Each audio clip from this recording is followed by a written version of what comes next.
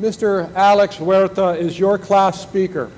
The Provost Selection Committee chose Alex for this honor from a group of outstanding candidates nominated by our academic programs. On a snowy day before Thanksgiving in 2010, Mr. Huerta joined a snowball fight with about 100 other people outside the Fairhaven residence halls. An Arizona native who grew up in California, he knew right then how many friends he had made in his first months at Western and how happy he was to be at Western. Alex came to Western with a fascination for the technical aspects of theater. He has spent hundreds of hours designing sound and lighting for productions such as The Baker's Wife, Rent, and Twelfth Night. Alex was also a key member of the Theater Technicians of Western, a club dedicated to expanding the skills and resources of students interested in technical theater. Off campus, Alex has been able to grow and showcase his skills by working with well-regarded performance companies. He was an audio and visual apprentice at the Santa Fe Opera in New Mexico. He interned with the PCPA Theaterfest in Santa Maria, California. The son of Angela Huerta, Alex was born in Tucson, Arizona, and raised in Palo Alto, California. After graduation, he plans to eventually move to New York to work as a technical designer and technician. Please welcome your class speaker, Mr. Alex Huerta.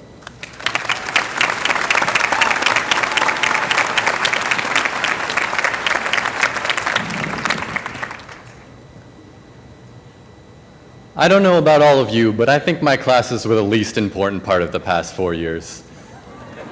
When I think about college, I think about my first beer. Yes, ever. It was Rainier. I think about how I spent my summers. In 2012, I interned with the Santa Fe Opera, and I worked days so long I got to watch the desert sun set and rise again before heading home.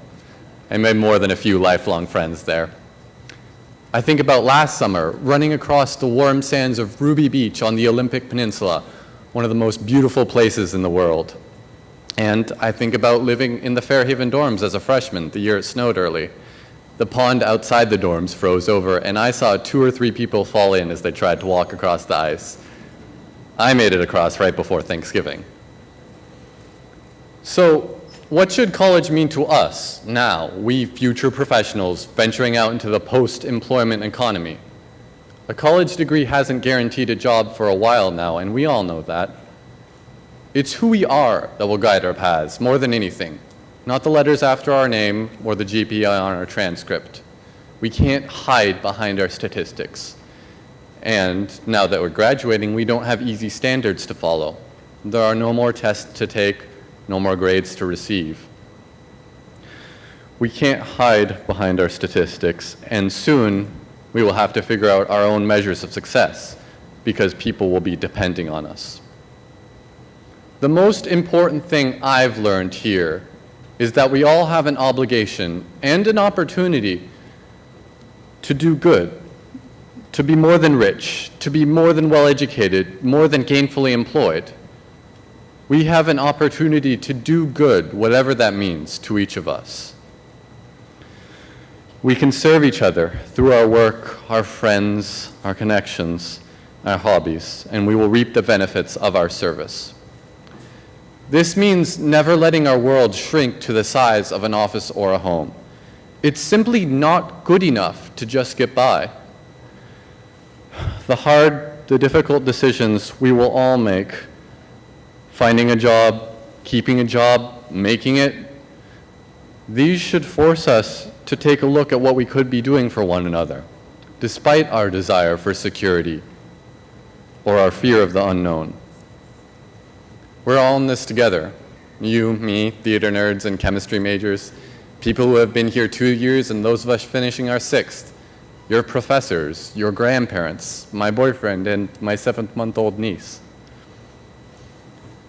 Last week, I had an impromptu conversation with my advisor, and we talked about the future of theater, what it means to have passion, and the importance of having unattainable goals.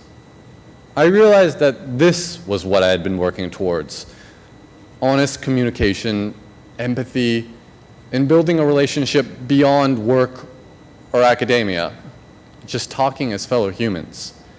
We all have the power to look beyond our own needs and desires, to take advantage of our uniquely human traits to care about everybody, to be empathetic, to step back from control and feel. We can live in a world that's more than just islands of our friends and families. We have the power to create a future that we want, instead of living by dictates of tradition and passivity.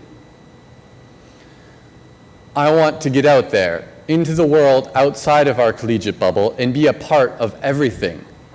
I want to set the standard, to silence any claims that my generation is weak or lazy. I want to do some good, and I'll figure out what that means along the way. I want to live with grace. My friends will all tell you that I'm an incredibly clumsy person.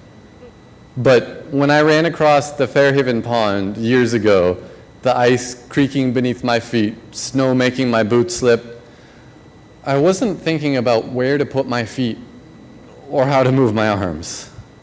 I just moved with purpose, with joy, and with grace. So I invite all of you today to think about what it means to live gracefully, to live in context, a part of our huge world, to live with empathy and curiosity, setting aside statistics and the pursuit of security. And think about what it means to keep yourself moving, no matter how the ice may creak beneath your feet. Thank you.